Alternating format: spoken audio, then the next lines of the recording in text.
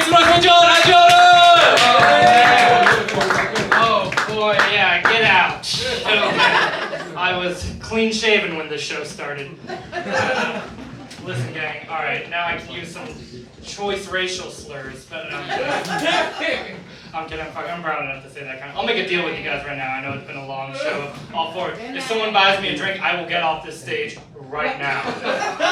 Fair as well. Well, thanks for hanging out, guys. You guys are cool as fuck for hanging out. And you two as well. I can. What a wonderful 2 pairs of teeth back there. But I'm fucking around. We're hanging out, dude. I just saw that Cat Williams interview and I'm inspired. I'm part of the culture. I'm fucking around. I'm half Indian, half Italian, if that makes any difference to you guys. But so my dad's from Trinidad in the Caribbean, which explains my tropical flavor. Here's the thing, so like Trinidad is half Indian, half black, right? And they're mad racist. Everyone's racist to each other there. So I didn't even know. My entire life, my dad raised me as Indian. He didn't even tell me we were Trinidadian. Because he didn't want me to be associated with.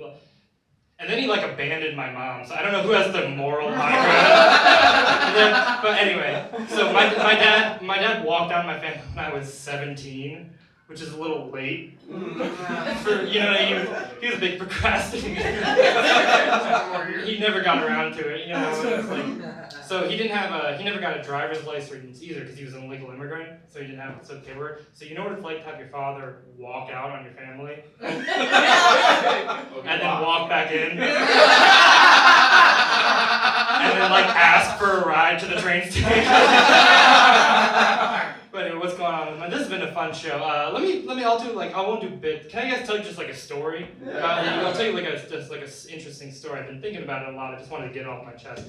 I've been doing stand-up for about 6 years now. And when I was 6 months into stand-up, I was just doing like open mics and shit, And I got on this little hot streak of beginner's luck, doing better at mics and getting laughs that I didn't really deserve, And so some older comics kind of took notice and they invited me on the show in front that was going to have like 200 people on it. And I was so excited, I've never been in front of more than like 10 people in my life. I guess I'm still. No. Anyway,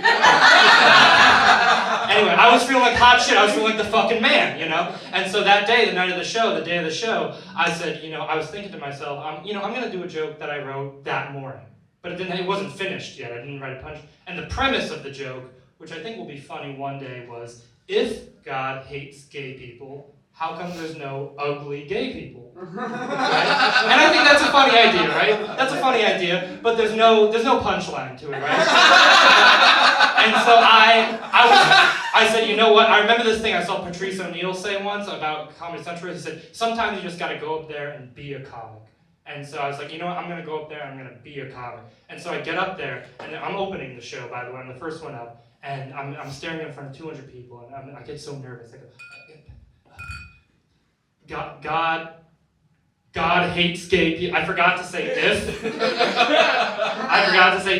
Right? So I didn't know how to like save a bad set. And so I walked off the stage. I declared, God hates gay people, and I fucking dipped.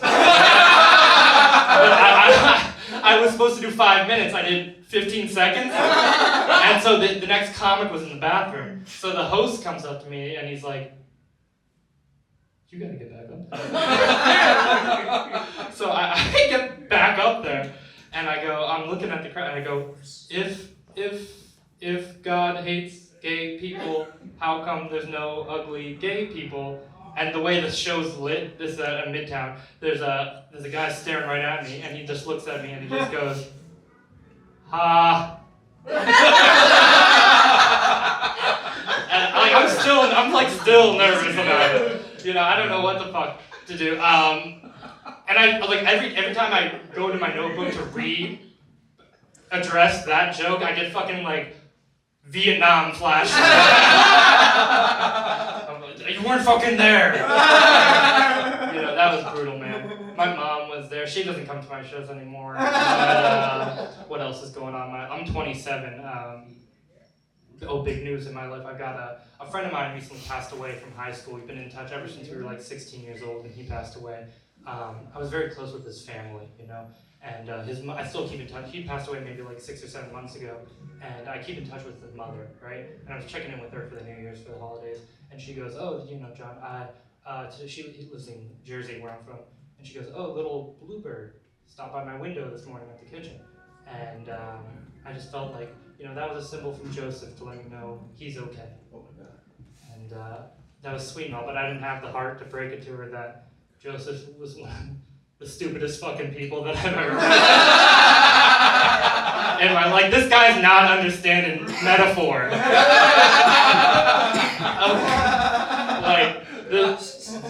That wasn't him.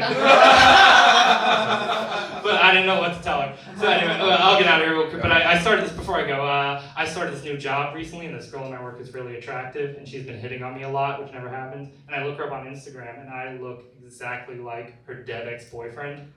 So I want to have sex with her just so I can be like, how could you betray me?